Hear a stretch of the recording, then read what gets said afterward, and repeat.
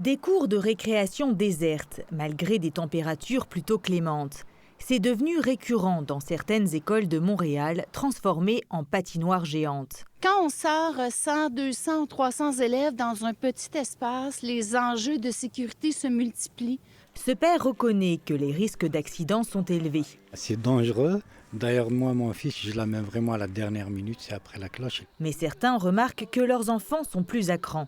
C'est sûr que n'importe quel enfant qui ne sort pas dehors, courir, sauter, ça se répercute sur son niveau d'énergie par la suite. Depuis plus d'une semaine, son petit-fils de 4 ans ne sort pratiquement pas de la journée. À la place, il se restreint à des activités dans le gymnase. Le choix de fermer les cours de récréation est la prérogative des directions d'école. Dans la plupart des cas, les entrées sont déglacées et de la petite roche est répandue au sol pour faciliter les accès. Mais les options pour venir à bout des amas de glace se font plutôt rares. Quand on met du sable, ça bloque la canalisation de la cour d'école. Tous les produits déglaçants, jusqu'à présent, ceux qui sont là,